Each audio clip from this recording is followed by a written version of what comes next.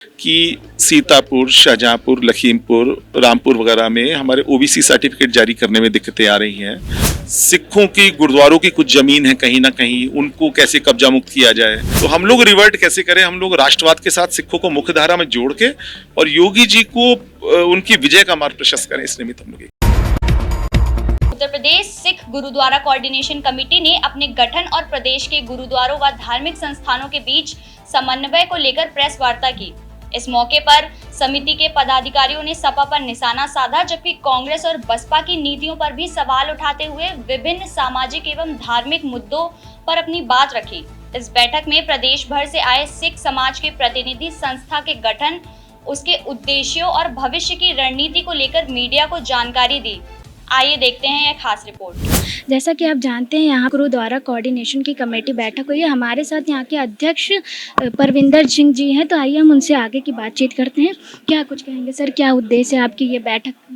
देखिए, आज जो हम लोगों ने बैठक की है, 35 जिलों से अधिक के सिख हमारे प्रतिनिधि आए हैं और उन लोगों ने यहाँ पर एकजुट होकर गुरुद्वारों की समितियों के मध्य समन्वय स्थापित हो, हमारी सामाजिक जो एनजीओज हैं, जो हमारे सामाजिक संगठन हैं, उनके मध्य समन्वय स्थापित हो और हम लोग समाज के विभिन्न वर्णों समुदायों के साथ प्रेम, इत्तेफाक, उनके सौहार्द का स्थापित हो। इसके लिए आज हम लोग यहाँ पर एकत्र हुए हैं। 35 जिलों से अधिक के गुरुद्वारा प्रबंध समितियों के प्रधान और पदाधिकारीगण यहाँ पर हैं। कुछ समस्याएं सिख समाज की हम लोग के समक्ष हैं, जैसे मैंने पूर्व में भी बताया कि सीतापुर, शाहजहांपुर, लखीमपुर, रामपुर वगैरह में हमारे ओबीसी सर्टिफिकेट जारी करने में दिक्कतें आ रही हैं। उनको हम कैसे रिमूव कर सकते हैं, संबंधित अधिकारी से संवाद स्थापित करें। जो कम्बोज जाति है, सैनी है, जट हैं, इनको ओबीसी सर्टिफिकेट जारी किया जाए, सरलता से प्राप्त हो। सिखों की गुरुद्वारों की कुछ जमीन है कहीं ना कहीं, उनको कैसे कब्जा मुक्त किया जाए। इसके अलावा जो पार्टीशन के समय से हमारे आए हुए हैं सिख, जो 75 वर्षों से हैं, बिजनौर में भी माननीय मुख्यमंत्री जी ने सिखों को सर्टिफिकेट दिए, उनकी जमीनें उनको दी।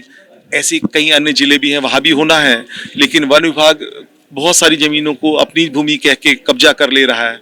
तो इस प्रकार से ना हो, इसके लिए हम लोग कैसे बैठें और राज्य सरकार से संवाद स्थापित करें।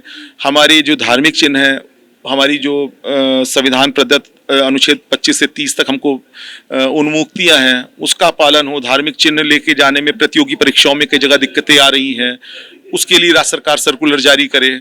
इस प्रकार से चीजें हम लोग राज्य सरकार से संवाद करने का मरा है। और जो माननीय मुख्यमंत्री जी ने विशेष तौर पे सिखों को सम्मान दिया है, तो हम लोग रिवर्ट कैसे करें। हम लोग राष्ट्रवाद के साथ सिखों को मुख्य धारा में जोड़ के और योगी जी को उनकी विजय का मार्ग प्रशस्त करें, इस निमित्त हम लोग एकत्र हुए। आपने ये भी कहा कि मतलब सिख लोगों को नीट की परीक्षा देने में दिक्कतें आ रही हैं, कॉलेज स्कूल में दिक्कत, तो क्या कुछ कहेंगे आप उस पर? एक आध प्रकरण कहीं ना कहीं आ रहा है, जैसे इतना बड़ा प्रदेश है। अब बाराबंकी में हुआ था पीछे, जब नीट की परीक्षा हुई थी, तो जिलाधिकारी महोदय से निवेदन किया, तो फिर उस बच्चे को परमिशन मिल गया। भाव यही है कि इस प्रकार की दिक्कतें ना हो, एक यूनिफॉर्मिटी हो, एक इसका सर्कुलर इश्यू हो, ताकि भविष्य में दिक्कतें ना आए। उस के लिए हम लोग आज सब बैठे हैं। छोटी छोटी दिक्कतें हैं, कई जगह संवादहीनता है, कई जगह सिख समाज के व्यक्तियों से लोग लड़ जा रहे हैं। क्या कुछ और है, क्या कारण है, हमारी ओर से क्या सुधार हो सकता है, अन्य लोगों से क्या सुधार हो सकता है, तो हम लोग इसीलिए बैठने के लिए बात। बहुत बहुत धन्यवाद सर आपका। देख सकते हैं किस तरीके से सिख समाज वाले योगी आदित्यनाथ के सरकार के जो भी योजनाएं हैं उनकी वो पूरी करनी चाहते हैं, और वो चाहते हैं कि उनकी जो भी दिक्कतें, जो भी समस्याएं हैं और ये वो पूरी हो जाए। कैमरा पर्सन साहिल के साथ कौशिक गुप्ता, फर्क इंडिया, लखनऊ।